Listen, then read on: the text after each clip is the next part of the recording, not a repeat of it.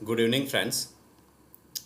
आज का दिन शायद कई लोगों के लिए बहुत बुरा रहा होगा, क्योंकि ऑल ऑफ सडन जो मीटिंग अरेंज हुई और उसके हिसाब से जो भी फॉल आया, मार्केट सेंटिमेंट्स जो बिगड़े, ओवरऑल जो निफ्टी का मूवमेंट है वो भी बिगाड़ दिया है। क्योंकि जो मैं मैनेज कर रहा था लेवल्स, वो मैनेज को आज तोड़ दिया है।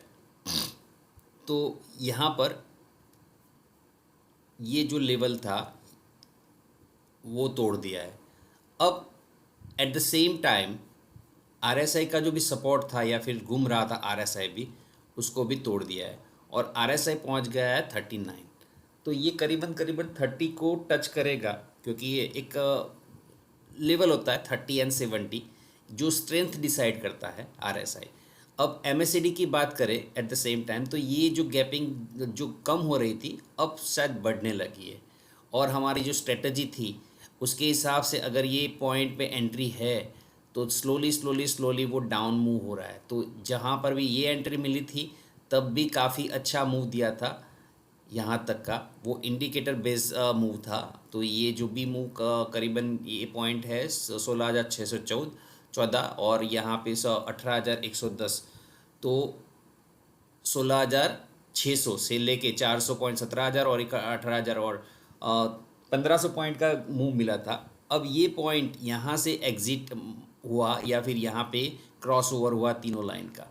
तो ये लेवल अभी तक 13 जो डार्क लाइन है उसके ऊपर क्लोज नहीं दिया है। मतलब 13 ईएमए एक रिस्पेक्ट देता है। आप चेक करोगे, क्रॉस चेक करोगे तो आपको पता चलेगा। अभी वो फ़िलहाल चेक नहीं कर रहे। इन शॉर्ट अभी निफ्टी के लेवल्स पे अगर कोई बात कर रहा है तो बहुत बुरी तरह से पीटा है आज, और आने वाले दिनों में शायद ये अभी और नीचे आ सकता है।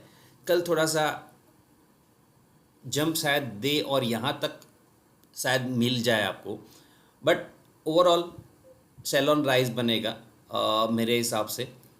बट सम वॉट कुछ अट्रैक्टिव लेवल्स भी होते हैं, तो इस हिसाब से वहाँ से रिवर्ट होने के चांसेस, या फिर अगर निफ्टी में ट्रेड इनिशिएट करना चाह रहे हो तो जब तक एक ग्रीन कैंडल पूरे दिन की ना बने तब तक इनिशिएट नहीं करना चाहिए, ऐसा मेरा मानना है। आज पुलर्स एंड ड्रैगन में जो निफ्टी को खींचने वाले और ऊपर ले जाने वाले शेयर्स थे, उसमें खास करके ये जो मैंने निकाला है, एक साइट है, वेबसाइट का इस्तेमाल किया है जहाँ पे पुलर्स और ड्रैगन्स मुझे इजीली मिल जाते हैं। तो फाइट ऑफ फाइव यहाँ पे कोटक के रिजल्ट्स बहुत अच्छे आए ऐसा सुनने में आया था, और कुछ अच्छा मूव भी दिया था। बट मार्केट सेंटिमेंट और इंटरेस्ट सेंसिटिव था कोटक बैंक, इस हिसाब से वो भी बाद में डाउन मूव उसने पकड़ लिया। देख लेते हैं कोटक का चार्ट क्या कहता है पहले। जो रेंज बाउंड का मॉर्निंग में मैंने बताया था पूरा रेंज, तो ये जो रेंज से बाहर निकलने का अटेम्प्ट किया और इमीडिएटली उसने अपना मूव डाउन मूव कर लिया। क्योंकि ये जो बड़ा था, ये रिज़ल्ट का कुछ यहाँ पे अनाउंस हुआ था रिज़ल्ट के, और 2 बजे सभी को पता है 1:30 और 2 बजे ये 1:45 एंड 2 o'clock जो 40 BPS जो अनाउंस किया, बड़ा बढ़ोतरी बड़ा अनाउंस की, उसके हिसाब से ये डाउन में कन्वर्ट हो गया। बट डेट कैंडल ये अट्रैक्टिव कैंडल नहीं बोली जा सकती, जो कई बार मैं अवॉइड करने के लिए बोल रहा हूँ। तो आज एक शेयर जो मैंने पहले दिया था वर्क को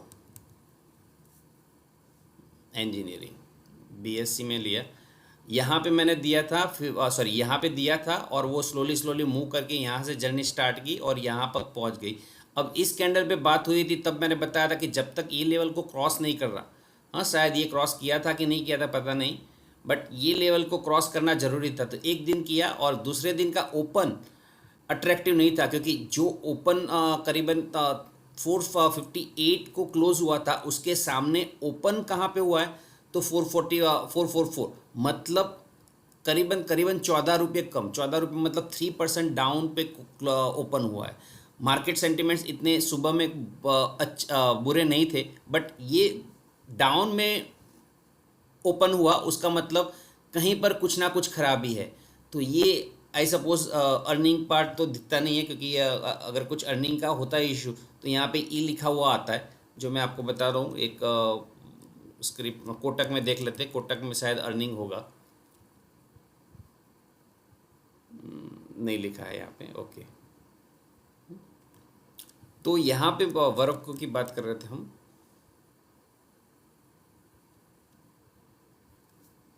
यहाँ पे आपको वो समझना था कि हाँ एंट्री शायद मेरी गलत हो सकती है या फिर फॉल्स ब्रेकआउट केस बन सकता है। इन शॉर्ट ये कैंडल पे मैंने बताया था कि नेगेटिविटी यहाँ पे आ चुकी है, क्योंकि जो टिकना चाहिए था वह टिका नहीं और डाउन आया। बट हाँ दूसरे दिन उसने एक मैनेज करने का अटेम्प्ट किया कि नहीं नहीं चलो एक शायद कुछ हिसाब से ये गलत आ गया। बट आज का ओपन इमीडिएट इंडिकेट कर रहा था कि नहीं आप आगे नहीं जा सकते। सो जिसने भी लिया है अगर वर्क को में ट्रेड इनिशिएट किया है तो देख लीजिए, आज ये मारा बाजू कैंडल भी बोल सकते हैं, नेगेटिव कैंडल है। हाँ बहुत लॉन्ग कैंडल है, हाँ क्योंकि ये 3% डाउन हुआ ना और 20% क्लोज हुआ, 20% की डाउन सर्किट लगी है, तो 20% तो है ही है।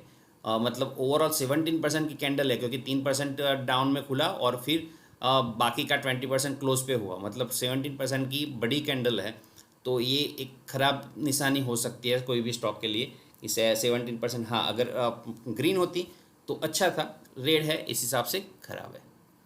देन पुलर्स में ONGC नंबर 1 है, जिसने अपना निफ्टी अदरवाइज और भी ख़राब हो सकती थी अगर ये बड़े प्लेयर्स आगे नहीं होते तो।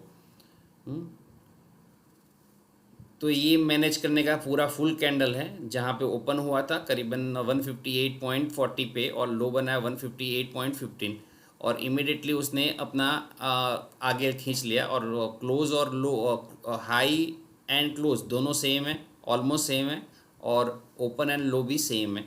तो आप इस पर फोकस बनाए रख सकते हो पॉजिटिव साइड पे।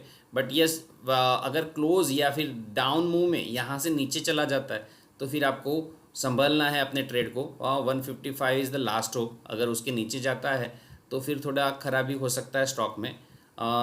जो स्ट्रेटजी वाइज देखने जाओ तो अभी नेगेटिव चल रहा है, और स्ट्रेटजी का एंट्री और एग्जिट, अगर एंट्री तो ले लिया तो एग्जिट कहाँ पे लेनी है, तो ultimately goal is what 13 EMA। हाँ अगर सिर्फ प्ले करना हो तो आप जो 5, 8 एंड 13 है ना, तो 5 को क्रॉस करे तो भी आप एग्जिट ले सकते हो, 8 को क्रॉस करे तब आप अलर्ट हो जा सकते हो, और 13 को क्रॉस करे तब आपको कोई भी बिना सोचे एग्जिट ले लेना है और फिर वेट करना है अपने नेक्स्ट ट्रेड के लिए। देन पावर ग्रिड कमांड में अच्छा था आज, बट जैसे मार्केट नेगेटिव आया तो इस हिसाब से थोड़ा डाउन हुआ था। अदरवाइज़ आप लंबे अरसे का मैंने चार्ट देखा हुआ है, इस हिसाब से मैं बोल सकता हूँ। वीकली में कन्वर्ट कर दो, मंथली में कन्वर्ट कर देते चलो।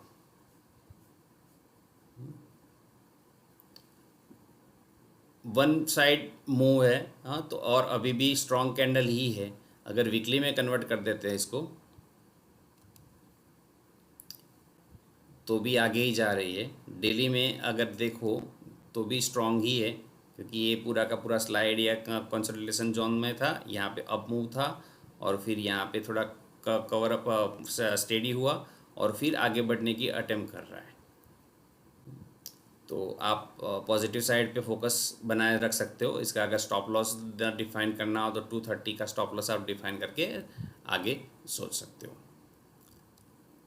फिर ब्रिटानिया के रिजल्ट्स अच्छे थे, ओपन ही बहुत ऊंचाई पे हुआ था और फिर ऊपर टिका नहीं है। जो भी था यहाँ पे ओपन होके बड़ी सी कैंडल, तो ये किस्म का एक गैप भी छोड़ा है और वन काइंड ऑफ डोजी भी बना है। हाँ ओपन और लो क्लोज दोनों सेम दिख रहा है आपको, और प्रेशर जो सेलिंग प्रेशर है वो बहुत हैवी है। तो इस हिसाब से इसमें अगर ट्रेड किसी को सोचना है तो बहुत समझदारी से आगे बढ़ना पड़ेगा। पॉजिटिव भी दिख रहा है और नेगेटिव भी दिख रहा है। पॉजिटिव क्या दिख रहा है, तो ये सभी कैंडल्स के ऊपर क्लोज आया है। ये जो पोर्शन है उसका जो रेजिस्टेंस जोन था या फिर जो ये पोर्शन, ये पूरा का पूरा लाइन अगर मैं खींच लेता हूँ तो क्लोज इसके ऊपर है।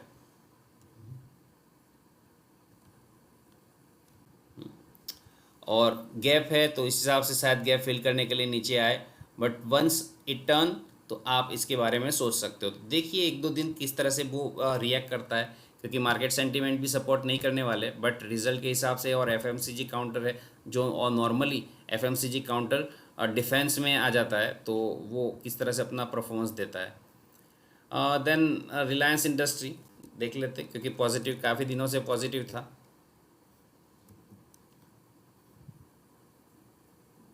Reliance industries, NSC,